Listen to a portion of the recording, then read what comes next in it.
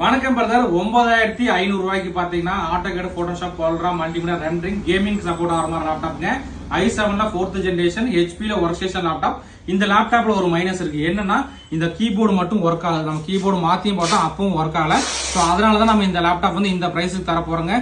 So இது வந்து நம்ம ஒர்க் ஸ்டேஷன் லேப்டாப்னு சொல்லுவோம். சோ இது வந்து ரொம்பவே உங்களுக்கு கன்ஃபார்மா எடிட்டிங் எல்லாம் ரொம்ப சப்போர்ட் ஆகுங்க. சோ அந்த லேப்டாப்போட மாடல் அந்த டீட்டெயில் என்னங்க காட்டிடலாம். சோ நண்பர் பார்த்தா உங்களுக்கு அந்த லேப்டாப்போட லுக் காட்டுவார் பாத்துக்குங்க. இதுல ஒரே ஒரு குவான்டிட்டி தான் வந்திருக்கு. ஸோ நீங்க டெஸ்க்டாப் மாதிரி யூஸ் பண்ணாலும் பண்ணிக்கலாம். பட் நீங்க எக்ஸ்டர்னல் கீபோர்டு மவுஸ், அதாவது நீங்க ஒயர்ட் கீபோர்டு மவுஸ் வச்சுக்கலாம், வயர்லெஸ் கீபோர்டு மவுஸும் வச்சு யூஸ் பண்ணிக்கலாம். ரொம்பவே பர்ஃபெக்டா இருக்கு. Screen size screen 15.6 inch full HD டிஸ்பிளேவோட வந்திருக்கு. ஸோ இதுல ப்ராசர் சொல்லியிருந்தேன் உங்களுக்கு. இன்டெல் கோர் i7ல 4th ஜெனரேஷன் MQ ப்ராசருங்க, 2.8 GHz ஸ்பீடு. கோர் பார்த்தீங்கன்னா நமக்கு 4 கோர் ப்ராசர்ல வந்திருக்குங்க. ரேம் பார்த்தீங்கன்னா 8 GB ரேம், மொத்தம் 16 GB ரேம் சப்போர்ட் ஆகும். SSD பார்த்தீங்கன்னா 256 GB SSDயோட வந்திருக்கு. ரேம் SSD அப்கிரேட் பண்ற மாதிரி தான் நம்ம பண்ணிக்கலாங்க. இதுல முக்கியமா NVIDIA Quadra K210M பாத்தீங்கன்னா டெடிகேட்டட் கிராபிக்ஸ் கார்டு 2 GB வந்திருக்கு.